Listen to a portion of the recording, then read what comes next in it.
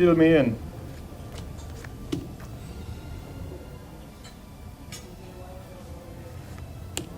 Is blackjack your game?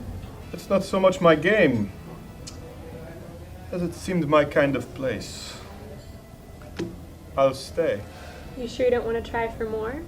Well, when I see something I like, I know how to hang on to it. Interesting philosophy. What can you tell me about that mug club? I'm just a girl looking for a good time. Hit me. Are you sure that's what you want? Oh, I'm quite sure. Positive? Hit me. Hey, oblige! Lecture! America!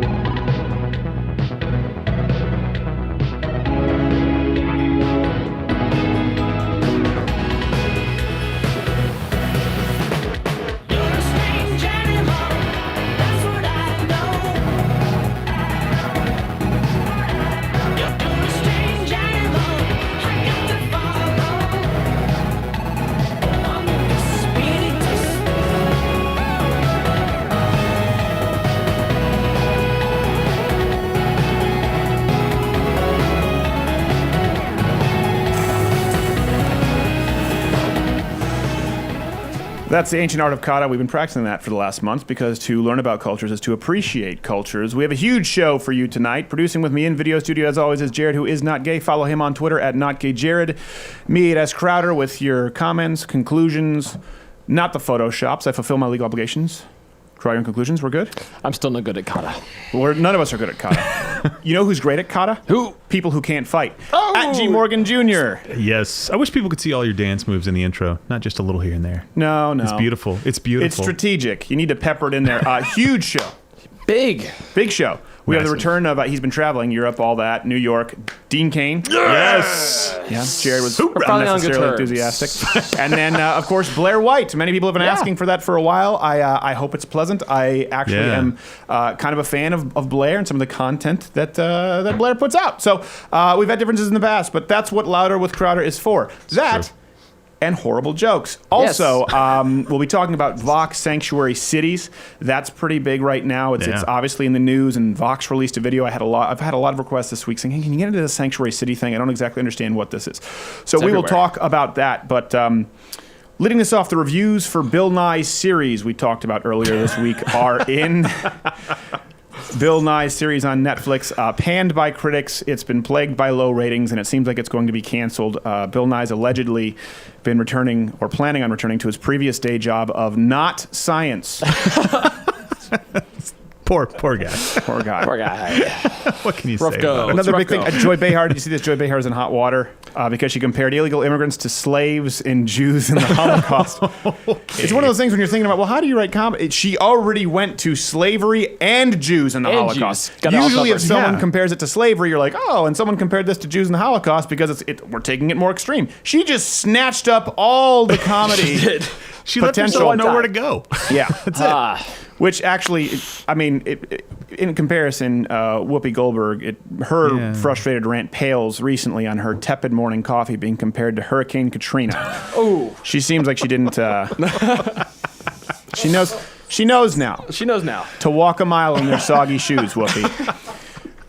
Rob Schneider, this is big in the news right now because he tweeted it out. Surprised a lot of people. Rob Schneider came out and spoke out against Berkeley and their suppression of free speech. You know, he used to be a liberal, Rob Schneider. Yeah. And he's been coming out more and more. You know, it doesn't surprise me hanging out with the Sandler guys. They tend to be kind of more libertarian. Yeah. And I'm glad to see some celebrities speaking out with this. It's funny. It's obviously, it's not funny, but the irony in Antifa being nothing but fascists is not lost on people like Rob Schneider, apparently. Though some did question his motivations because Berkeley, and I can kind of understand, they put an official moratorium on the upcoming release, Deuce Bigalow 3 Fascist Gigolo. So it seems like they had a little bit more of a reason. How'd they get the bird on the foot? That's impressive. I don't know. That's impressive. We spared no expense here at Louder with Crowder. So here's something else that happened at Trained Berkeley. better. It just went viral. It was lighting the Twitter ablaze. So before we get to Sanctuary Cities, this is the last topic we think we needed to hit on because, gosh, it was flooding my Twitter timeline, and we wrote about it at louderwithcrowder.com. At Berkeley, this person was crumpling up a Donald Trump flag, I guess you would say, sort of like a promotional banner. Yeah. And someone called them out for it. And this person who is transgender does what transgenders at Berkeley do. Watch the clip. Yeah, there's a big man. Oh yeah. Oh yeah. I'm not a man. You. I'm a fucking woman. Fucking respect that. Wait a minute. Don't even know what's happening. Here's the honest to God truth, and maybe we'll have Blaire White be a tiebreaker later. I read the story at Campus Reform first, and it just said this transgender individual. Yeah. Which, for those who are wondering, it answers nothing. What do you think? One You may think say it poses more questions. it creates more questions because. What do you think? You think this is a male to female transgender, or do you think it's a female to male? Is it confirmed transgender? They just wrote transgenders when the story first came out. Could be a Transgender. mistaken Yeah. identity thing, though. I can see why. What do you I don't think, know. Gerald? I mean, look at. Do you think male to female transgender, or do you think it's female to male transgender at that point? I'm gonna go with male to female You think it's male to female, Yeah. who Yeah. still dresses and looks like a male? on accident. I don't know how much thought went. And you had a different theory altogether. I think looking at this individual, it looks like I would guess lesbian. Actually, I think you just think it's a I big don't think old it's tranny at all. standard lesbian. I think we're so quick to pull the tranny trigger. We don't consider Trannies are quick to pull the we trigger, don't unfortunately. it's true. We don't consider it a good old fashioned dyke. I won't lie, that did cross my mind as well. Honestly, it is hard to identify, which is, this is what Bill Nye should be using, which is why we go to science. It is important that this is not a mainstream tranny. This is actually the Campuses transtudicus, which is, as it's known scientifically, this is actually found exclusively on campuses, not to be confused with its parent species, just the average mainstream tranny. Because on campus, when you add gender fluidity, of course, the idea of pansexual, there are multiple combinations. It's true. So in analyzing the specimen, using science, we can actually get to the bottom of this. That's good. We can make an inference. Let's do it. Science. So, okay, in the male to female column, that this might be a male to female transgender. Right away, height. Yeah. Obviously, clear-cut, very tall individual. That adds a 20% likelihood that this person is a male. Cofactor with that is the circumference, the diameter. As a matter of fact, it's an exponential gain, not necessarily linear. But we're just going, for the sake of argument here, a 60% increased chance of it being a male. Sure. I don't know if you see this there, Gerald, the cleft chin. Yeah. That makes a 14% more likely chance of it being a male. So that would seem, if you look at the percentages, which I didn't before this, I didn't add it up at all. So please don't fact check our math. It would seem pretty heavy. This is likely a male. Yeah. Well, leaning okay, that because way. this person says I'm a woman, but why would a male to female transgender look so much like a man? So there is an argument to be made that if this is a person who is a female to male transgender, but who is fluid and identifies as a female. So in the female to male column, there are some things to look for when analyzing the subspecies. First off, the complete and total lack of muscle tone. As you see, that would be a 40% chance likely to be reasonable. female. Here, the obvious subcutaneous mammary tissue, 32%. More likely to be a female. If you look at the vocal tones and the body language, it displays great emotional instability. 82% more likelihood that it's a female right there. And then, of course, this individual claims to be a female, but on campus, that only increases the likelihood of them being an actual female by 1%. We should note that with these studies, there is a plus-minus percentage point of inaccuracy. Yeah. So statistically, it gets us into murky territory. It seems like, so male to female, female to male. Any of you change your opinions? No, I'm sticking with it. I'm man. gonna roll Because with it. there's some detective work, something upon further inspection, close up, not gay Jared, when you look at the shirt says leftover crack, purgatory, And right there, upon further examination, a cat pun T-shirt gives it 100% likelihood that this is just your run-of-the-mill homosexual thing. Scientifically known as the Fagus flamboyicus 100%. Solves that mystery. Gosh, that was tough. Thank you, science. We can't understand. There's You no see how rule hard book for this this. is? You see what you're doing to us? I'm a woman. Oh, gosh. What? And what's so funny is when the leftist sites were trying to say this idea. person was provoking the transgender, if you watch the video, the person goes, "Oh, what a big man you are," crumpling up a flag. I'm a woman, and the guy doesn't respond with a smart-ass comment. He just goes, Yeah. Can you blame me for not knowing that? I mean, I come don't on. think he set out to insult a transgender that day. No. I think he just was upset at someone behaving like a child, crumpling up by the way, he has a Nazi patch. I Where do you noticed buy that. the Nazi patch outside of actual Nazi Germany? I don't know. I don't know how this person found time to do that outside of fighting the Incredibles. Because when everyone's special, no one is. All right. Nice. VOX sanctuary cities. This is something a lot of people wanted me to get into sanctuary cities, describe exactly what it was. And I was going to do it this week, but VOX beat me to it this week. And here's the thing. If someone disagrees with me, we'll have Blaire White who disagrees with me on some issues. If someone disagrees with some points of view on this show, that's fine. I don't have an issue with MSNBC. You don't really hear us taking a lot of shots at MSNBC, much more so CNN, because Chris Cuomo thinks of himself as, my God, an actual journalist. So when VOX goes out and tries to act as though they're simply describing what a sanctuary city is and what's occurring in practice, and you draw your own conclusions when it's clearly biased reporting, that's where my antenna go up. So let's let VOX describe for you what a sanctuary city is. First, what are sanctuary cities? They're cities and counties in the U.S. that limit their cooperation with immigration enforcement, which falls under federal jurisdiction. These policies are different in different places. In Chicago, it means city employees aren't supposed to share residents' immigration status with other people. In Washington, D.C., it means police officers are barred from asking residents about their immigration status. That's fair enough, I would say. That's pretty accurate. Sure. For people who, what, you seem Makes suspicious. me hate Washington and Chicago. That's what it just makes me say I don't want to visit there. They're explaining the situation. Okay, But they I'm are good. explaining it. I actually think is. that's a pretty fair initial explanation. It basically Yeah. comes down to cities and cities that don't have to enforce the federal immigration law, because federally, coming here illegally is a crime. Keyword there, illegally, it's a crime, and the punishment for that crime is really just being deported. That's pretty lenient punishment if you think about it. Punishment is, you end up back in your room. Free ticket It's a home. go to your room timeout. Sure. Only forever. And your room is a crap hole if you come from Mexico. So that's what's happening. It is local law enforcement in certain cities not being required or refusing to carry out national immigration orders. So well, a couple of things there. Well, there is, I hate to use the word nuance. There's a little bit more to it to that, and we'll get into the rebuttal more with VOX here. But that is what it is. It really comes down to the feds versus local. It's like every old cop movie you've ever seen. Oh, criminy, it's the feds. All right, kids, scram. This is my beat now. Hey, what's the big idea? I've been working this case for 4 years. 4 years? There's one thing you better have. What's that? A good retirement package. Ah, get out of here. Scram, you Beat low-life. it. Get out of Hooligan. here. Yeah, You walk know out of nothing. here. Yeah, That's low life. right. Why can't you two just get along? So, okay, Harmony. next clip from VOX. But often, it comes down to this. How does a local police officer handle an unauthorized immigrant that he's already arrested for some other reason? Was that a question? Deport him. Deport the person who's here illegally. It's pretty simple. I don't understand. I mean, okay. Is this multiple choice with one? You didn't use an H1, was it an H2 pencil? Number It didn't two go through the pencil.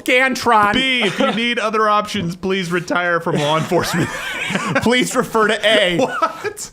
Give me your badge and your gun. Okay, if that's not enough, if that doesn't seem like the argument is substantiated enough that, hey, you should enforce the law and deport an illegal immigrant, let me throw some numbers at you. An illegal immigrant, we've talked about this on the show before, costs the taxpayers about $5,000 annually. The cost of incarcerating a felon or one of these illegal immigrants can be $32,000 if they're being arrested for committing a serious crime. Comparably, flying them home, courtesy of ICE Air, is between $700 and $2,000. Also, they're a criminal. So, you've captured someone here illegally. Why? Through an auxiliary crime which they were committing. You've captured them committing another crime. That's how you've pulled them over, or you've arrested them. And then you happen to find out that they're also here illegally. 2 double secret crimes. Merry Christmas, Officer Krupke. It's been gift wrapped for you. Next clip. Word gets out around the immigrant community. Anytime you interact with local police, it could mean deportation. Eventually, immigrants will be afraid to call the police, even when they're the victims of crime or the witnesses to it. And then immigrants become easy targets. What? Deport illegals and other. So if you deport illegal immigrants, other criminals will be afraid to interact with the police? Yes. Here's the thing, too. This is the crux of their argument, too.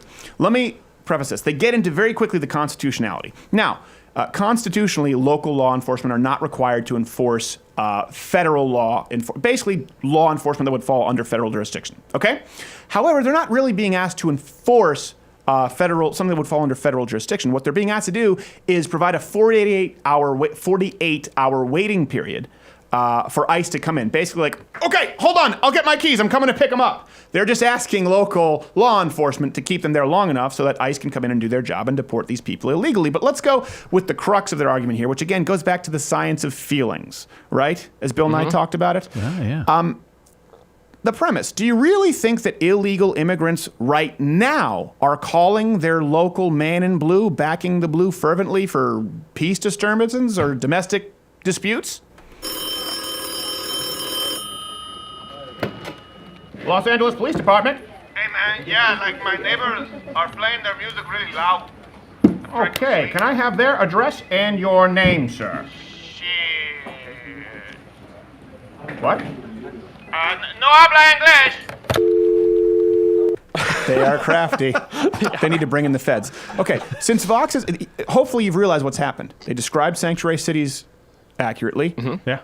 We are far off on speculation here at this point. Yes. And we fully admit what we provide opinion on this show. And fact check us. That's fine. Sometimes we're wrong.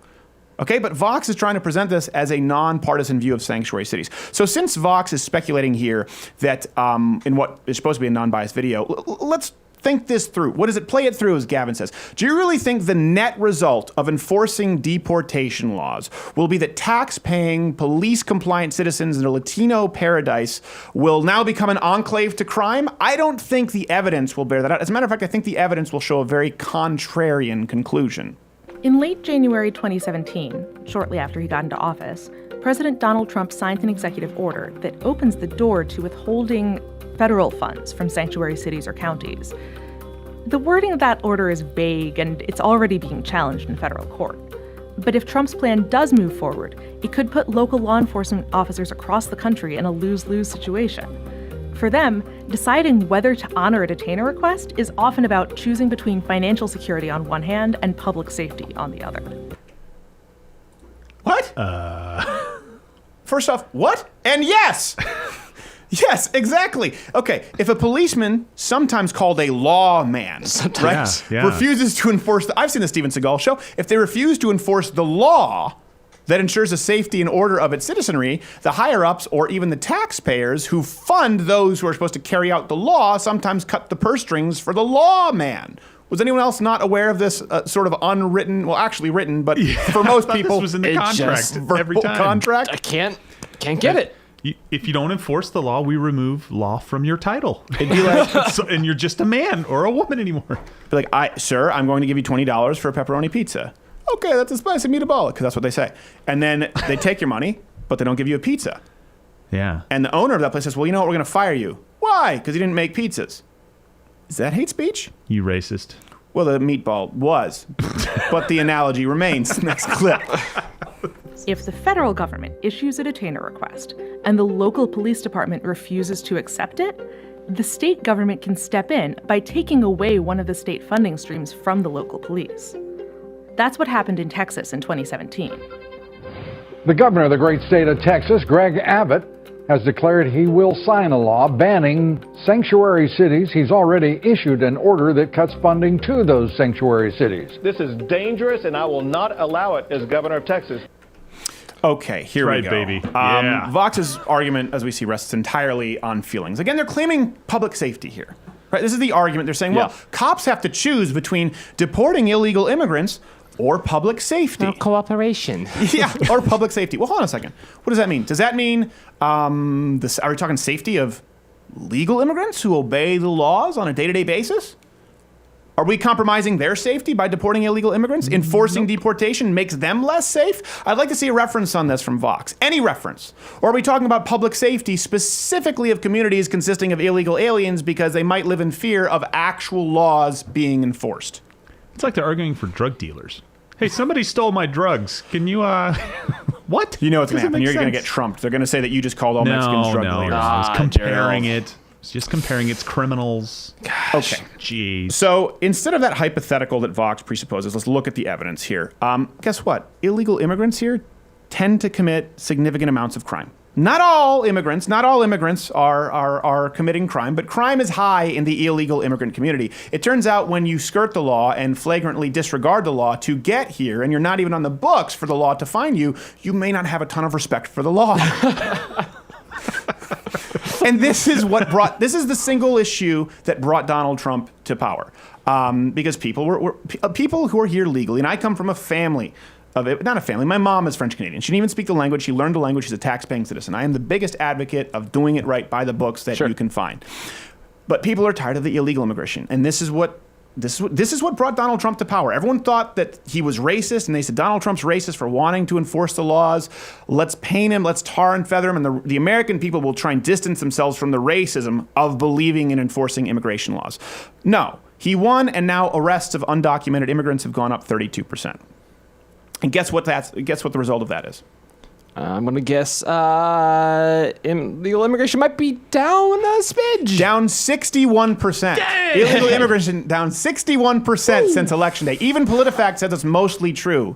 And mostly because apparently we need more data to be drawn on this, and also because it's PolitiFact and they suck. So even they say mostly true, 61% since Election Day. So again, what is the net result here if we think about it? Is the net result, again, if you start enforcing immigration laws, all that's going to happen is we're going to see communities decimated and people are going to be less safe? Or if you enforce immigration laws on illegal immigrants, instead of sauntering on over and having every Tom, Dick, and Harry and member of the Latin Kings following suit, they're going to say, don't come, this guy, he mean what he say. He mean what he say, Hakeem, they fly me back on ice air, he mean what he say. No frequent flyer miles?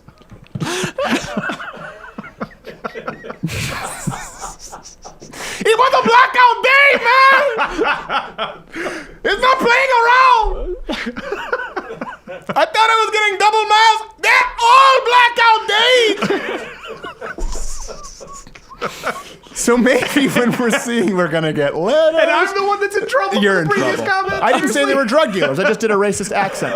So maybe when you look at the result, we deport illegal immigrants, illegal immigration goes down, and crime seems to go down in cities with illegal immigration along with it. Maybe the public safety issue that we're talking about, the public safety, meaning those who are legally documented, law-abiding citizens, will actually be better off. Maybe all of this evidence points toward the fact that the goals are not incongruent, that police don't have to decide between enforcing immigration laws and keeping the public safe, but that actually enforcing immigration laws does keep the public safe. Oh, Vox, you almost had us too. Dean Cain coming up next.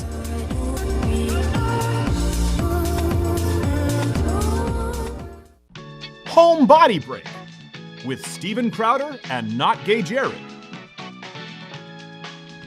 Summer's a great time to be active outside and enjoy your favorite activities, like tending to this garden.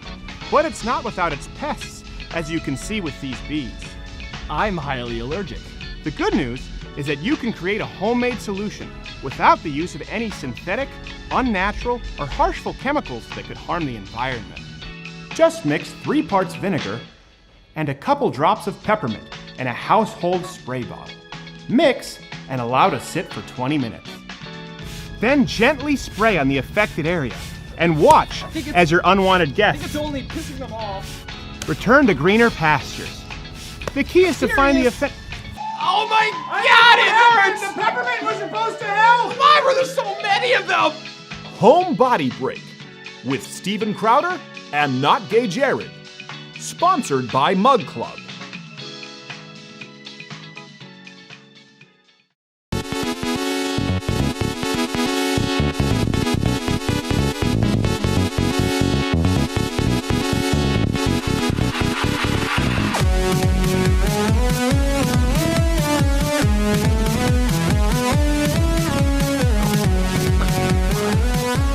I figured our next guest would appreciate the kata because that's actually it's a big part of the ancient Japanese way, and I think he's like a 16th Japanese. What is he anyway? I don't know. It's What is tough. he?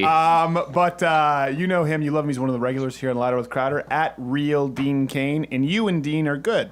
We're good now. Dean, thanks for good being now. on the show, brother. We're good. We're good now. I thought we talked about this. Yeah, let's talk about it afterwards. Oh, you said don't talk about it on the air. That's Yeah. fine with me. Let's just avoid talking about it now. Fine with me. You go ahead and be that way, Jared. We'll just push it to the side for now. So you've been hosting the Today Show a lot, and you were talking about your recent project there. Tell us about this documentary, because I wanted to talk about something else from your Twitter, because as you know, that's always news now. But tell me about this documentary first. All right, there's two documentaries. One's a feature. It's called Architects of Denial. Comes out October 6th. Okay. And the other is a television special. Comes out later in the fall. And they're both dealing with genocide in a way.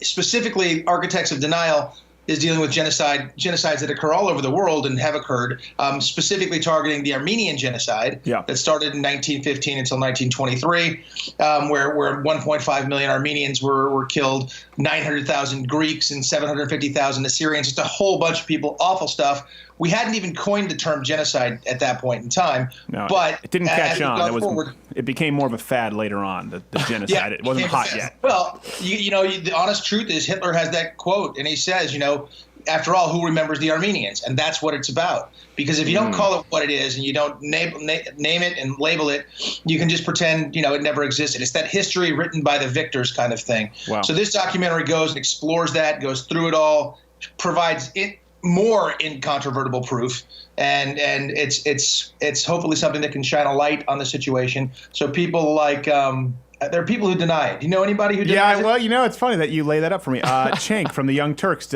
he wrote a whole. He wrote a whole. I don't know who lays up like this. Is that what kind of finger roll? It's a finger. Oh, you got to be high up. You got to be real high up. Yeah. Apparently, Dean Cain moonlights as a Harlem Globetrotter. He does. I don't know. I knew about this. Yeah, there are some people out there who deny it, and I'll be honest. I don't know a ton about it outside of what I've read because I knew that this guy denied it. I sort of assumed, we briefly touched on it in history class, and I thought, hold on a second, maybe I'm wrong. Oh, a nice mug there. I thought maybe I'm wrong, and then when I looked into it, it did seem like incontrovertible proof. Why is it an issue that some people deny ever occurred? You'd have to ask Cenk that question. I'd love to see him on your show. That'd be fantastic. Everyone I'd love to see that. I would watch that for sure. Yes. I think, and even calling themselves the Young Turks, those are the groups that perpetrated the genocide. It's unbelievable. Yeah. People deny it because it's ugly. There's a lot of things you don't want to face. You look at the stuff that we did, in the United States to the Native American population. There's some ugly stuff, but if you own it, you can move on. You can call it what it is, and you move on. Obviously, I didn't do it. You didn't do it, but our ancestors did, and that's what took place. And calling it what it is very important. Yeah. People want to deny it. They want to make it go away and pretend it never existed. It's like the Iranians denying the Holocaust. Good luck with that. But Ahmadinejad, I remember seeing him go, "Oh, there was no Holocaust." That kind of stuff is insane. Also, none of our men here like dick. It does not happen in Iran. They're all about the punani. You stop. It goes back to Baghdad Bob, The Americans are committing suicide by the hundreds at the gates of Baghdad. No, bro, they're not. No, they're not. As a matter of fact, if you look at the heat-seeking cameras from the American war jets going overhead, you can just see guys in the hills. They get lonely. Dean, let me ask you this. So you tweeted this out, and I don't want to be one of the guys who just, boom, catchy headline. Someone said you should run for office, and you did say you were seriously considering that now. Because we've asked you that before, and you're like, probably not. Are you seriously considering that, or was that tongue-in-cheek? And do you need a running mate? Just throw it out there. Yes. Hopper and I. Yes. Do it again. Here's the thing. there's times where politics are, my business is ugly. It's ugly, but politics is not really when ugly. you're in it. Yeah, but I'm looking at our new senator, our newly elected senator from California, our U.S. Senator Kamala Harris, and the things she was tweeting. I've never looked at her Twitter feed. I started looking at her Twitter feed, and I started losing my mind. Yeah. One of them in particular was an undocumented immigrant is not a criminal. Yes, it is. Yes, you are a criminal. I mean, so I tweeted back, in what country? In what country? Because pick another country. Yeah. You try to go to Canada or Mexico or somewhere in Europe, guess what? You're a criminal. Well, Mexico, they're pretty rough on that, too. You don't necessarily get out unscathed. Did she respond to you? No, of course not. Well, I don't know. I mean, you're still Dean Cain, so I thought she might be like, oh my gosh, Dean Cain, but you're a dick. But still, call I don't me. know if she responds to a lot of stuff. I just see a lot of rhetoric coming out that is right on the party line. That's extremely left. Now, I'm socially very liberal. So in California, if I decided to run for U.S. Senate, if Feinstein does go ahead and retire, if that's the case, being socially liberal but fiscally and foreign policy-wise being very conservative, I think that matches up countrywide very well, and certainly within California. So we'll see. The only thing is, you sure it's a good idea to keep appearing on this program if that's the case? I am not afraid at all. I'm not a rule. I mean, I'm a rule breaker. I just won't. I'm not going to fall. In the party line. Well, the only one who's continued to do that is Senator Ted Cruz and Governor Mike Huckabee. Carlos Fiorina fell off with some politicians, and then afterward they're like, oh my gosh, no, they play Spot the Tranny, and they did some jokes. So I think it's changed though now, for better or worse. I think Trump has opened that up where people are like, well, okay. So he was on a show where someone said something offensive, or one time he tweeted something that someone didn't like. I don't think that's enough of a deal breaker with the voters anymore, aside from the ones who will hate you anyway. Well, I agree with that. I think that's a good thing. It's better that way, because at the end of the day, I don't care what image you're going to project out there. You're still a human being, and you still do all the regular things and make silly jokes. Jokes have become this thing that is such a big deal. Jokes have to be made. There must be jokes. If there's not jokes, if you can't joke about something, if it's so serious you can't joke about it, then it's either horrific, like gassing children in Syria, or you have no sense of humor. Yeah. Not saying that gassing children in Syria is funny. No, he's not saying that. And we will not write jokes about that into tomorrow's show map. It will not happen because Dean Cain made this suggestion. Yeah, it's one of those things, whenever someone comes out and they say in public, like, can you believe that so-and-so said this? And even if it's for example, what was it, that commentator we were talking about, and the Young Turks were talking about it. He said Serena Williams and her boyfriend, husband were having a baby. He said, oh, so that baby, it's going to be like chocolate milk. That was it. And they're like, can you believe he said that?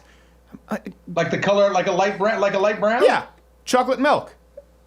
I mean, it was one of those things that it couldn't possibly be less controversial. And then it makes you, do some research. We were talking about it yesterday because they say this person is actually nicknamed Nasty. I'm going, well, hold on a second. You just said that him saying chocolate milk is nasty. So why is he nicknamed Nasty? Is it because he says non-nasty things like this? And I think it actually forces more people to look into your history, to look into context, and they realize it's not all that offensive because the left has pushed everything as offensive. And that's the thing. I don't think almost anything's offensive. Right. I'm not getting offended by stuff, and I think that's the way it should be. On my Twitter feed, I do have a quote from Martin Luther King talking about I have a dream speech and talking about how he has a dream that one day, his children will be judged not by the color of his skin, but by the content of their character. I don't see race. I don't see sex. I see sex. So of course, everyone sees sex. We work on the internet, buddy. But I don't see it. I don't care. None of that means anything to me. So there's no special dispensation to anybody. If you don't see sex with Dean Cain and you don't care, you're dead. You're dead if you don't see sex with Dean Cain. Sorry, Dean. I'm sorry. It's just. Thank you. You're an attractive man. I'm going to make a GIF? GIF. It doesn't matter how you pronounce it. Someone right now on Twitter will say that you're wrong. So I've done both, and either way. And you know what I say to that person? They're wrong. Yeah, I know. And now you're gonna never-ending tweets. It's like the Caliber War, where you're like, "Hey, 9mm to 45 only," and then someone comes in 350. It never ever goes away. And then your career's over, and then you're. I don't mind the stopping power of 45. Just gonna throw it out there. Okay. All right. I don't mind it. No, I don't mind any of it. I just think I'd rather someone carry a 38 or a 380 than nothing. We're like, well, you might as well just carry a pointy stick. I'm not so sure about that. That pointy stick will go through you all the way a few times. Yes, exactly. It'll puncture some holes. So, Dean, if you so it could be a possibility if you maybe think about running for office. I would encourage you to, because obviously you remove a lot of the arguments of the left that you're a Nazi, you're hateful because you've got some ethnicity in you. I don't know what it is, but it's enough to check a box. It's Japanese. I don't qualify as white, I guess. Right. Let me put it this way: I have more Japanese in me than Elizabeth Warren has Native American. This is true. Or do I? Oh, wait, there's a joke. See, that's a joke. That's a joke, right? It's a joke about the Land O'Lakes butter lady. And then let us know if you do, and we will want to talk about it and have you on and discuss this documentary. We have to get going. We have Blaire White coming up at Real Dean Cain. Man, I'm looking forward to it. We'll see. Maybe he'll be one of our elected representatives. Stay tuned. Blaire White.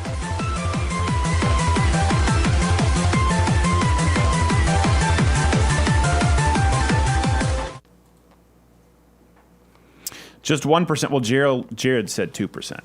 I think we should be safe. Go for 2. If just a couple percent of you people out there, louderwithcrowder.com/mugclub, join up, listen, it allows us to hire a lot of the other people here on YouTube, allows us to create a coalition of a lot of other people around who've been screwed by the new anti-controversial speech algorithms. That's fair.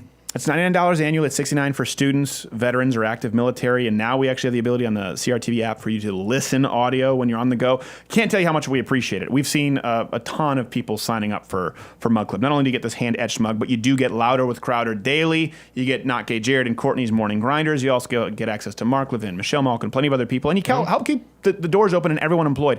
Here's one thing I will say. There's a 7-day free trial there. But I also know that a lot of you cannot be bothered to click off of this URL.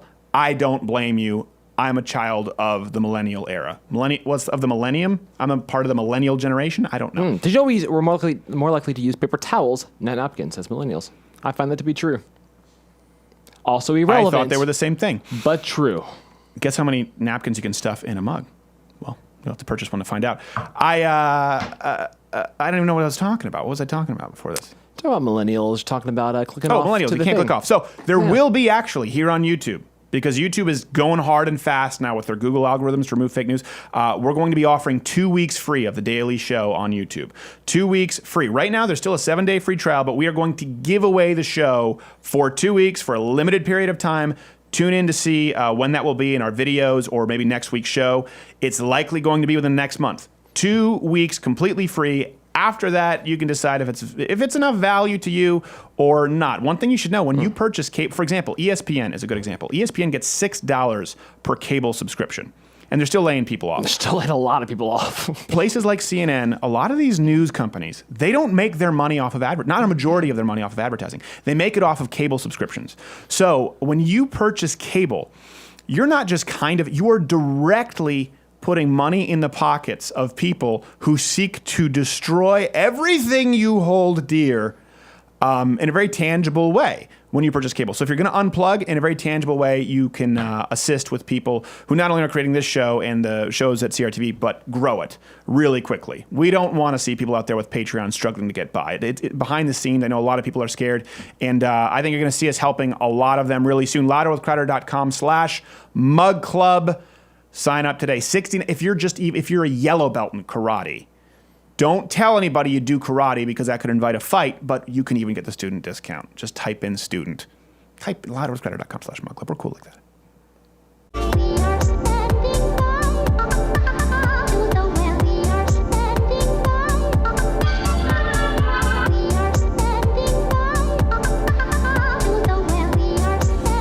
That's because apparently this is a common thing for robots to do. In 2017, you'd think we'd have better robots. I never understood that. Apparently that's a part of the robot dance. I've never seen someone do the robot without doing that portion of it. Glad to have our next guest on. Long time coming. At Blaire, at Miss MS Blaire White on Twitter. The channel is Blaire White X, I believe, on YouTube. Blaire, thank you for being on the program. Yeah, thanks for having me. This is highly requested, I think, on both ends. It is, I know. And you did not like me at one point, and I was saddened because I've actually always liked some of your content, even if we don't always agree. And I'm glad that we're finally able to get you on the show. Yeah, I think that was like a year ago that we had our little Twitter spat. And you could still dislike me. Most people do. I wouldn't blame you at all. No, sometimes you kind of annoy me, but I still like your content overall. I mean... I think we have that in common. I hate myself. Believe me. This is the right place for self-loathing. So Blaire, for our audience, people who might not necessarily be familiar with you or people listening sort of terrestrially, explain to them, I mean, you're transgender. Would you consider yourself, I don't want to mislabel you, conservative, libertarian, alt-right, just sort of a Trump fan? How would you consider yourself? I am a Nazi. No, I'm just kidding. Well, there you go. Oh, and YouTube just demonetized us. Sorry. I have always roughly described my political leanings as center-right, and I actually just took the political compass test, and it came out as pretty much exactly center-right, so I guess that's fair to say. Okay. What is that like? We've had, I think you're friends with Theron Meyer. We've had Theron Meyer on the show. It must be pretty tough because obviously, transgenders get ostracized, and we're no strangers to great tranny jokes in the show, but we're no strangers to any jokes in the show. We're not going to lie about it. But then, so you get that side of it, but then you get the hate, the spite from the left being an expected sort of contributing member of the far left LGBTQ AI, actually IA. I just read this yesterday in Austin. IA is how they're labeling it. They changed it again. Damn it. Is it tough? It's QIA and then another A. It's 2 A's. For ally? Yeah, it's ridiculous. But yeah, I don't know how much you know about like the general reaction to my channel from that side of the political spectrum, but I'm basically seen as the antichrist of the transgender community. It's really ridiculous. Okay. Yeah, I just go against quite a lot of what, especially, transgender activists preach, because I think that a lot of the times the people that they prop up to advocate on their behalf and speak about their issues are insane. So, okay, I was going to say that. You really do. It must be tough. You get the short end of the stick because I tell you what, we get, on a personal level, I will say this, behind the scenes, nearly every transgender person outside of Theron Meyer we've had in the program has been a crazy person, and we've either had to block them afterward. Like we had people send us books, who we just respectfully disagreed with. I won't name names, but people can go watch them. The longest emails you have ever seen. And we're like, gosh, so when these people go out and they're your ambassadors, you must be sitting there with it must be like a permanent bruise on your forehead. Yes, because I don't like the fact that transgender is politicized at all, because to me, it needs to remain a medical issue, a psychological issue, an issue of neurology and shit. Like, it shouldn't be, I don't know if I can curse, I'm sorry. You can't. Jared's job is just harder. Okay. It shouldn't be politicized at all. So if it is going to be politicized, I at least want like smart people advocating for it, and there just isn't. Yeah. Instead, you get, the Stephanie, whatever his name is, the 35-year-old. Oh, Stephanie. Willow-Sakowicz or something. Yeah, Stephanie. Very clever naming there. Yeah. Yeah. You get like Caitlyn Jenner, who every once in a blue moon says something smart, but is overall just a really creepy individual. You get just the worst people. And I'm sitting here. I mean, I'm not going to lie. Like, in my life, being trans is not that huge of an issue. I don't walk around and feel the weight of these activists because I have a normal life. But having these conversations online, it is frustrating to get conflated with those people so often. Well, let me ask you this, because I also know like conservatives, they'll host you and then they'll just do an about face. So I try and be transparent about where I line up. Who concerns you more, these activists who represent you, or maybe people like me who are more conservative going, you know what, I understand the bathroom issue for parents and kids, and it's a conversation that needs to be had. What is it for you that's more troubling? Which side? I find that the people on the right, I relate to a lot more because to me, they're just easier to turn around on certain things once they realize you're not insane. Whereas the people on the left, they tend to just be very religious about the beliefs on this topic.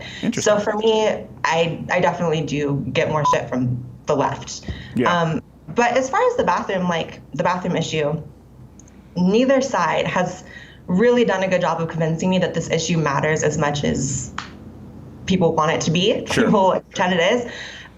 You have on the right, you have the people who, there's often this talking point of if trans people use the bathrooms they want, there's going to be a surge of rapes and assaults and all the worst things in the world. And on the left, you have people saying that if trans people can't use the bathrooms that they want or that they identify with, that they're going to be assaulted and murdered in the bathroom and they're going to kill themselves over the stress of it. And I'm just like, oh my God, all these histrionics over bathrooms. It's like, I don't like being expected to suspend my knowledge of how the real world works to have these arguments, because in the real world, like, people are not, none of this is happening in bathrooms. None of it. Well, so not suspending belief in the real world. So not a big Bill Nye fan, I'll take it. He did this whole spectrum. Well, here's the issue I think a lot of people didn't understand. So you had Charlotte, right? And there was a city ordinance basically said you have to let anyone use any bathroom they want. And then the state said, no. That's not what we're going to do. And because businesses are going to be harmed with this, no, we're going to make it you use your biological gender. And then, so I would imagine we'd probably agree that if a private business wants to make a decision, for example, in New York, landlords can be sued for using improper pronouns. I mean, it is a rule book that changes, I would imagine, even for you. It's hard to follow sometimes. We don't know what we're supposed to do or say. And then, of course, people like me who don't do it anyway. That's why I have so much sympathy, because trans people have been around for a long time, but the issue and the politicization of trans people is 3 or 4 years old. I mean, this issue came up in 2013 or something. Yeah. So to me, I have no expectation for anyone who, this isn't a part of their world to fully understand it, especially when, like you said, the rule book does change so often. Yeah. There are people in the trans community that take issue with the fact that I say the word transsexual because they think that it should be transgender, because it should be, more all-encompassing. There are people that say that I can't say the word tranny because that's a slur and it's equated with the N-word. It's like, it just changes so much. How can you expect outsiders? I noticed you didn't just say the T word. Yes, you didn't just say the T word, exactly. That shows you how different it is. Well, you know what, that's because I got a lot of flack at one point. It's interesting that you bring up transsexual. And this was because I had a psychiatrist on my show who works with a lot of transsexual people, and as well as transvestites. And she made the differentiation. And she said transvestites are people who dress up in women's clothing. Sometimes they put on makeup, sometimes they make, but they don't go through the sexual reassignment surgery. Transsexuals are people who go through the sexual reassignment surgery. She said clinically, that's how we define them. Yeah. And I said, okay, do most transgenders go through the sexual reassignment? She said, no, less than 12%, which is the high figure. She said, no, more of today's transgenders would have much more in common with yesterday's transvestites than actual, what was determined transsexuals. And people got really mad when I tweeted that out. I'm not saying I'm right, but it does seem within the bounds of reason. You can tell me why I'm wrong. I'm open to it. No, that was actually, I think, the spat that we had a year ago when you said that. Okay. And honestly, since then, I've really come to see your point, because when I initially got angry at you for saying that, I think I was like a month or two into doing YouTube videos, and I had not really dove into the trans community and how they really feel. I always assumed all trans people were just like me. And so coming from that assumption, you see someone saying that trans people aren't different from cross-dressers and transvestites, and I'm like, well, yes, I am. But then you look at the fact that the definition of trans has been expanded so greatly. Yeah. That people do fall under that umbrella now, which is crazy. And that's one of the... You're a rarity. I will say this. You're a rarity, because we had a mayor on here, Jess Herbst, who said, well, the problem is for people like me, barely passables. Well, this mayor tossed on a muumuu and called her... The muumuu. You know what I mean? That was it. Obviously, there's some buy-in here, Blaire. I salute that. That's I think, what's inflated the number. I'm sure you've seen the number of transgenders in the United States has gone up so rapidly. Yeah. Well, most of them are not super committed, and a lot of them just go back.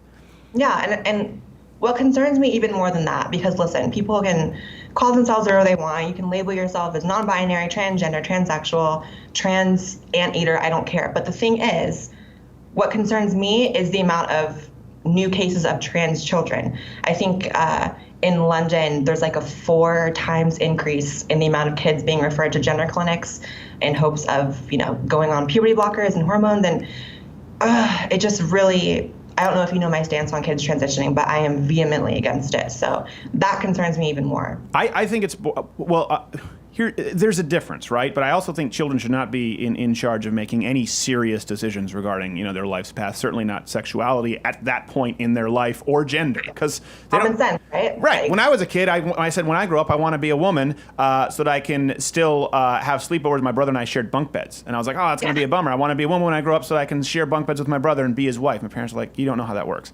But now, you watch the Jenner special, and this person goes, well, my daughter said I'm a boy.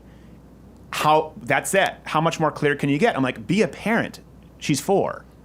Yeah, it's ridiculous. And the idea that, because this is the part that people don't like talking about. Right. And I don't even see enough, conservative talking points about this, which should be, I think, the main focus if you're trying to argue against children transitioning. Okay. The fact that transitioning sterilizes you, going on puberty blockers makes it so you can never have children. That's a huge deal. Yeah. To me, the conversation should just end at that. I don't think beyond that there should be any more conversation. But there is, and it's very frustrating. So that's what I always bring up first. It's like, you really think a 13-year-old has the capacity to decide that they don't want to ever have kids? I transitioned at 20. Okay. And I haven't even been thinking about it, because even at 20, most people don't think about having kids.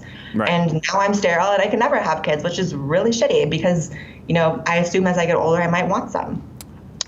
Right. So it's frustrating. So you have some issues even with the transition, because there are ramifications that now might change your outlook, you think? Well, there are ramifications. I will say this. From the time I was this big, I was struggling with gender dysphoria, and it only got worse as I got closer to adulthood. And so I came to a crossroads where I said I can live with this debilitating thing that's affecting my life the moment I wake up to the moment I go to sleep, or I can transition. Right. And I would never take it back, because my quality of life has increased more than I could ever say. But I would never endorse transition per se. And the reason I say that is because I think there's a specific small group of people in which transitioning will actually alleviate your dysphoria. Mm-hmm. But, I mean, no offense, Crowder, but if you suddenly picked up and transitioned, I don't think you'd be able to alleviate any dysphoria. I don't think you'd be able to, a full sex change is not going to alleviate this mess here either way. So. Yeah, exactly. So the fact that transition is posed as like the cure is, I think, troubling, because it's just not effective for most people. And you see that with, the suicide rates transition, which are very similar. So for me, it's hard to say don't do it, because it is kind of your best bet. There is no cure. But part of the problem with accepting transition as the end-all be-all is it becomes politically incorrect to speak against it, and then there's no funding or research into finding an actual cure. So it's like Well, it's interesting. Okay, a couple of things. It's interesting that you say cure, because people are now going to lump you in with Mike Pence. They're like, oh, you're saying cure trans. But you're right. I did notice, when I've watched your content and I've read your tweets, where you readily admit that the suicide rate actually doesn't get much better. In some studies, it actually gets worse, the more comprehensive studies that come through. And it really is fascinating to see. You're straightforward about that. So you say cure. Well, what do you mean as far as research, like a cure for gender dysphoria? How would you categorize gender dysphoria? And how do you want to see it cured, to use your word? Well, it's not how I would classify it. I mean, gender dysphoria is classified by the DSM as a mental disorder. And so, I'm not an expert, so I can't sit here and say this will be the cure, we should look into this. But I would like there to be something you can take. I'm not advocating conversion therapy, which is more often than not throughout history proven to be more barbaric and less helpful than helpful. Right. But the fact that as of now in 2017, the only answer people have is transitioning when it's so faulty, I just wish there was something else, because it's very hard to explain to someone who this is not a part of their world how debilitating gender dysphoria is. And I know that on the outside, it just sounds like, oh, someone's unhappy with their gender, get over it. But it is actually very, it'll F you up. So for me, I would love for an end to people suffering, and people twist that. And I had a debate recently with a non-binary genderqueer feminist who said that I was it almost sounds like a joke, but I know that's how they label themselves. It does, but it's like serious. But said that I was advocating for trans genocide because I wanted there to be a cure. He's like, oh, you want there to be no more trans people? I'm like, how do you twist that? Actually, I don't want anyone else to suffer with this issue, because it is an issue. Well, I mentioned that it's interesting that you say that, because first off, depending on the medical governing body, some of them have said, oh, no, it's not a mental disorder now. And we had a psychiatrist who said a lot of this is political. She said that she treats it that way. We've had several who have discussed, and they have to discuss off air because they're afraid of getting their license revoked if they say this is a psychiatric condition. Listen, I've talked about this from mental health issues as far as ADHD, which manifested itself as depression. And it's one of those things I try and talk about in the show, so if hopefully anyone else is out there, they can seek help. A lot of the time, that is therapy, sometimes medicinal, sometimes psychiatric is necessary. So I'm not a stranger to that, and I am aware of how that can make people unhappy. My issue is when we say, okay, listen, the suicide rate doesn't get any better. we don't think that putting people in a shallow grave with a 41% suicide rate is helping them. It doesn't mean we hate someone by saying, you know what, this isn't healthy. Maybe let's find another way to go about this. Now, of course, we tell all the jokes and stuff because a manly tranny is hilarious. That'll never change. You know, that's still funny. When It won't. Stephanie is comedic gold, you know? Well, it's comedic, but it's also disturbing. It is disturbing. At first, you're like, oh, haha. Then you're like, oh, that's like a thing. Okay. Yes, that's pretty rough. So do you understand that from that point of view? People who maybe disagree and say, like, listen, I don't know that transgenderism is a thing other than a mental disorder, and we want to help you. And sometimes that's a different route than the transgender community wants. Yeah, I will say sometimes, you know, the fact that it's a mental disorder can be weaponized, and I think that's shitty. I think that sometimes the conversation just ends with someone saying, oh, you're sick. It's like, okay, but would you say that to anyone else with any other kind of disorder? I don't think so. But I completely understand that the left tends to make moral arguments rather than logical ones, in the sense that someone saying, hey, doesn't look like it's helping that many people by transitioning, maybe we could seek other, you know, options. Suddenly it becomes, oh, you want them to kill themselves. And it's like, they always dangle, they're so histrionic about it. Like, if you don't support it, then they're going to kill themselves. It's like, that's not on me, first of all. Right. Second of all, me advocating for, you know, a cure or people to look into a cure isn't transgenocide. So I relate to that because I get the same thing. Yeah.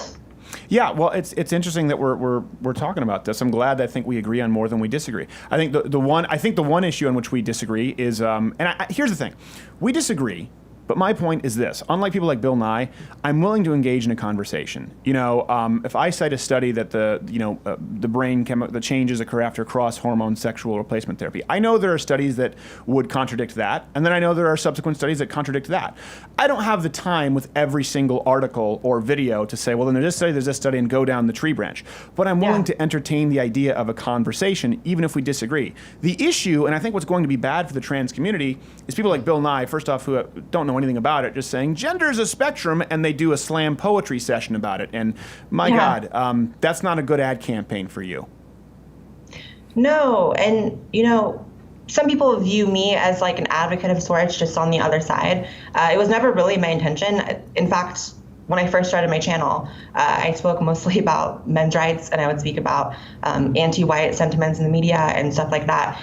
And I think it's just kind of a byproduct that a lot of people come to my channel, and their only perception of trans people before me was the Riley Dennises and the Milo Stewarts of the world and what Bill Nye says. And so it's like refreshing to them. So I guess it's like a byproduct. But I'm by no means an advocate, and by no means a spokesperson for the trans community. I just kind of speak from my experience and what I research.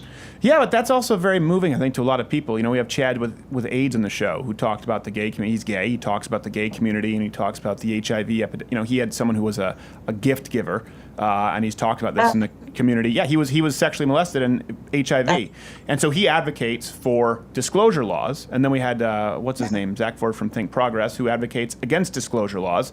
I feel like when you hear people, or I shouldn't say feel like, I think people like you and myself can find a lot more common ground against someone who's saying, you know what, I think it should be a crime to ask people to disclose their AIDS with sexual partners.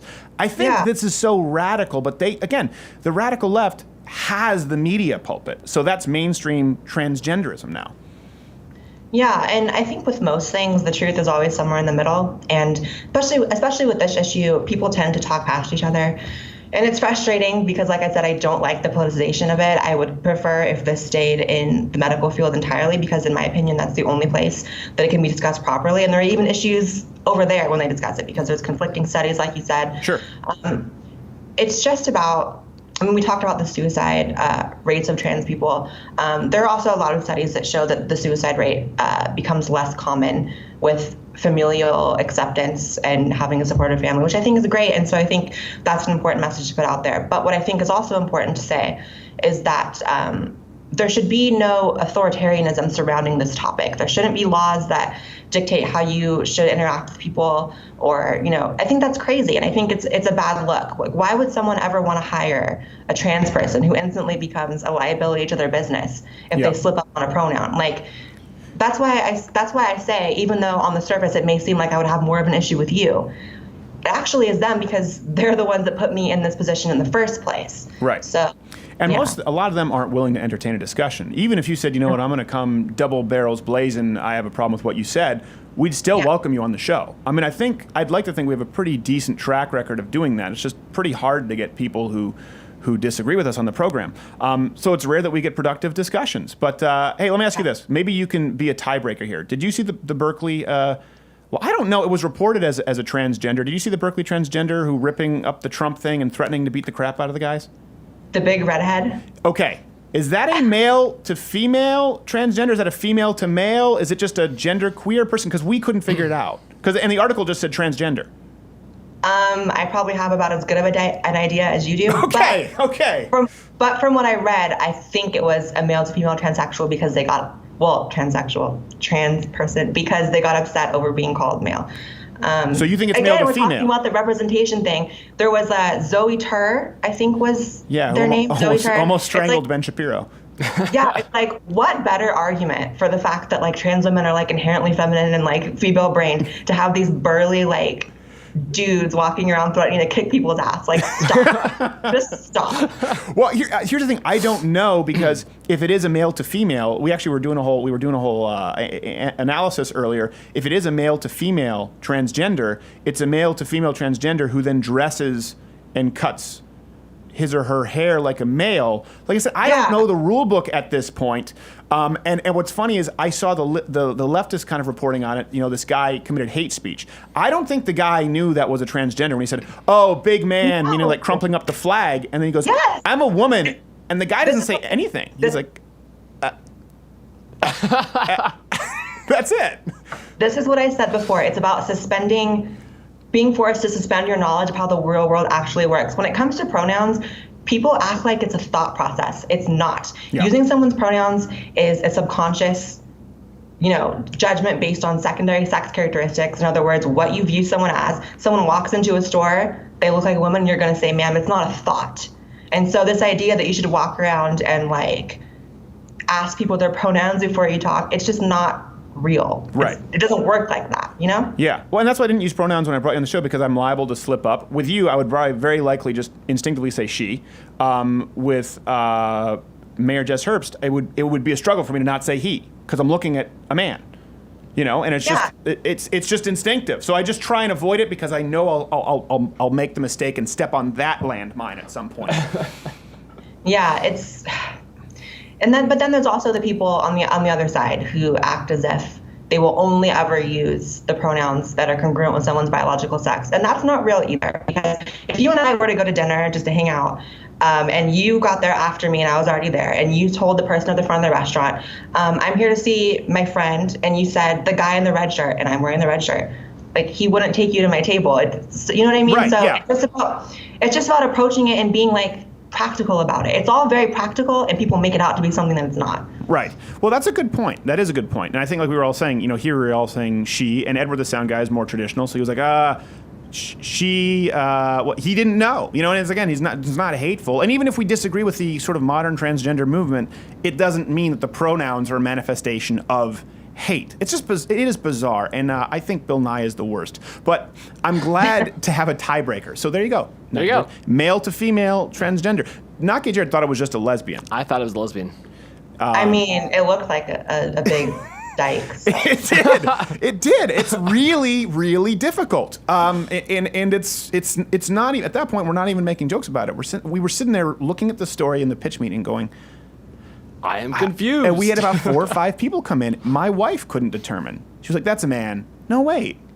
I don't know. And that's different, because it's very clear, obviously, if you say you're transgender, like you said. Someone would just say, "Didn't know," would say, "That woman in the black dress." Someone like this, it would be that your guess is as good as mine in the Nazi tank top. Yeah, which is why the authoritarianism doesn't work, because you can't expect people to know what you're still confused about. That person looked confused. You can't expect other people to know. So. Yeah, and the person looked very upset. Okay, Blaire White, we have to get going. Great conversation. Where's the best place for people to find you and support you? YouTube.com/BlaireWhiteX. There's an E at the end of Blaire. Everyone forgets that. And Twitter.com is Ms. Blaire White, MS Blaire White. Okay. Do you have a Patreon going on or anything like that? Yeah, I do. It's patreon.com/Blaire White. Okay, I figured because right now with YouTube, everyone's being squeezed, so it's tough. Yeah, get the coin. You got to get the coin. Yeah, you got to get the coin. Bitcoins for all the libertarians out there. Also, she'll send you a free joint. There we go. We just got you the libertarian vote. Blaire White, at Miss Blaire White. We'll be back after this. P-O-G. Home Body Break with Steven Crowder and Not Gay Jared. Summer's a great time to be active and enjoy some of your favorite activities outside, like riding a bicycle. Even better, it's a great time to teach a new friend. But most important, safety first, ensuring that people are wearing the right gear to ensure a pleasurable and injury-free experience. It's also paramount to learn the proper safety hand signals. For example, this means I'm turning left, this means I'm turning right, and most importantly, this means stop. Now that we've taken the proper measures, it's time to stay safe and have fun.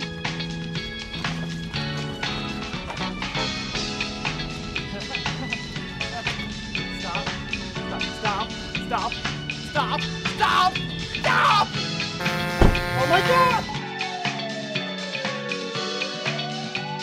Home Body Break with Steven Crowder and Not Gay Jared. Sponsored by Mug Club.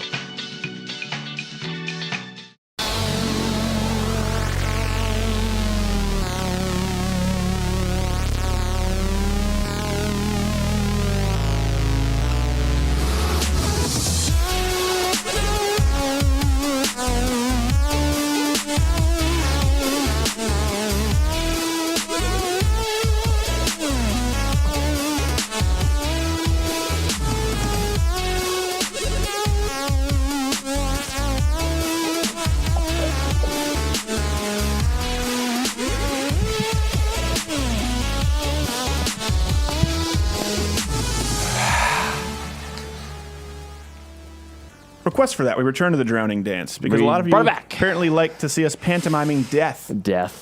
Thanks so much, Dean Cain and Blaire White. I really enjoyed the conversations. Nice folks. Hope we have them back. Huge week next week, too. We have a lot of great guests.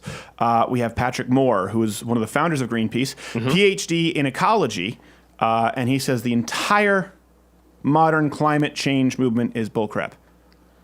That is interesting. But he only has a PhD in ecology, so he's a denier. Let's be clear on that. He does not have a bachelor's in mechanical engineering. Those Koch brother checks are clearing. Yes, those Koch brother checks are clearing.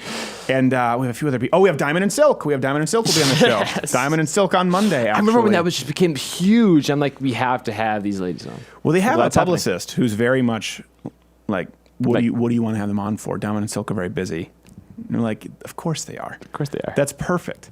If I were Diamond and Silk, I would be the biggest princesses in the world. So exclusive. I would be so exclusive. There's no way I would do this show. No. So, we were talking about this earlier with you made the point about VOX. Yeah. My point is, you look at VOX, and I think VOX, to their credit, more than most, they do a very good job of presenting their videos as being straight down the middle, unbiased, just effects. I don't know, it's their editing. I don't know if it's their voiceovers or their little cartoon graphics that just pull on my heartstrings, but they do a good job. And then you start looking around and you're like, I know. You smell that? I smell some serious step bull in crap. something? Yeah. And then you start looking through cross-referencing things. You're like, oh, there's all the sleight of hand. There's all the bull crap. It's everywhere. Yeah, no, it's true. And by the way, anyone on VOX who thinks that we've misrepresented them, you're welcome to come on the show. Just like anyone at Young Turks, we don't call anyone out and not offer them recourse. That's our rule here. Yes. So anyone who we've called out, or I mean, not everyone we've ever made a joke about, like in the opening monologue, and we're like, I don't like it. Like if Rob Schneider says there is no fascist gigolo, we'll be like, well, Rob, come on, you're a comedian. But still, we don't call people out without giving them recourse. And here's why. There are a couple of things here. The best way to shine a light on bullcrap like that is live debate, live conversation in real time. Anyone, including us, anyone can misrepresent what someone else is saying in a video or in an article. So, for example, we could have just said, hey, VOX makes an emotional argument and only shown that portion, when instead they could have made a really valid constitutional plea as to why there need to be sanctuary cities. They didn't really do that. I encourage you to go watch the videos. However, I could easily lie to you that way. Okay? We've had people do that all the time. We've had people do that with what we say. We've seen people on the right do it with people on the left, and we've seen it going both ways. We've seen people do it with Dave Rubin. I think we've seen people do it with Dave Rubin having me on the show. He's a guy you think everyone would just love, but turns out it's just kind of opposite reaction. Everyone's like, most people like him. Most people like him, but the people who go down the middle think they're going to make a lot of friends often find themselves making enemies on both sides as well. Yeah, that's true. That's true. Well, someone like Blaire White probably has a lot of enemies, and that's why I wanted to be friendly, even though we disagree. And you can tweet me at @SCrowder, or maybe tweet at @NotGayJared. I do try to do a job here of not changing my positions or values in the face of someone who might make it uncomfortable to express so. So it would be inconsistent of me to say, like, yeah, Blaire, I'm totally on board and transgender. No, I still need to be clear. Like, listen, I think you're a good person, but I also think that maybe a way to assist people who suffer from gender dysphoria is not the sex change. But you know what? That's what Blaire advocated. Sure. So we found common ground where we didn't even expect to. I thought that might have been a pushback point. Again, that's why the live conversation is so important. The internet can allow anybody to be an expert. You can take your 8-year-old son, give him a week and say, dissect this monologue from Noam Chomsky, and they could make him look like an idiot. So please go watch the original VOX video. Please go watch the original Young Turks video that we talked about yesterday. Go watch their original video, go to their original source, and see if it's an accurate representation. Okay, go watch the Bill Nye show. We often believe in more context, not less. Bring drinks. What? For the Bill Nye show. What do you mean bring back? Oh, bring back up. You said bring back up. No. Like bring something back up. The just syntax just was don't do all that. off. We shouldn't advocate that here. No, you shouldn't advocate that because people will drink themselves to death. It's true. Probably already happening if they're transgender. There's a 41% chance. Statistically accurate, Stephen. Oh, this segment got dark. So that's a big way to shine a light on it. But I encourage other people out there too. It's not about the ones that you see. It's not about the MSNBC. It's not about the Young Turks. It's not just about the Slate. It's about the HuffPo. It's about the VOX. It's about the Brian Williams. It's about CNN. If you watch this show, particularly if you're a Mug Club member and you support the show daily, you'll see that usually we're dissecting issues from CNN. Usually we're dissecting issues from sources that people see as unbiased. VOX does a good job with that, as Not Gay Jared said. Those are the ones you have to look out for. And it's really easy to be fooled. So Google right now is changing their algorithms to, for example, no longer allow or to throttle any kind of fake news websites. So under that category, it seems like opinion sites will be included, but under legitimate news will be university newspapers. Yeah. So the Trigglypuffs, who are editor-in-chiefs of newspapers, the I'm a woman and you better respect it, who, by the way, doesn't even attend that campus. Really? That's what she said? What do we decide on? I don't know. I still don't know. I just know I'm still going to have nightmares. Edward Sound Guy says he. So this is what's going to happen with Google. So you don't need to worry about what you're finding that's blatant. You're going, oh, well, that's coming from Mother Jones. But when you're searching, oh, hold on a second. Google's not really necessarily showing you that deportations actually lead to less illegal immigration. Google may not be showing you that illegal immigration comes with higher crime. Google may not be showing you that ICE just needs a 48-hour retainer period to be able to come in and pick up illegal immigrants.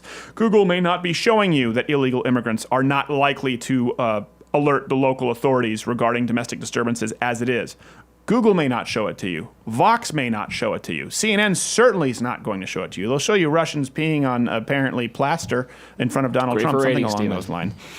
And they're still seen as legitimate news sources. PolitiFact is a great example. PolitiFact said mostly true that illegal immigration is down. No, we know it's absolutely true. Snopes fact-checked us. Here's a good example one time. Snopes, and I'm going to get to the conclusion here. Snopes one time fact-checked us about Cologne. We were talking about after Cologne, there were leaflets being passed out teaching migrants how not to rape. We took actual pictures of the leaflets.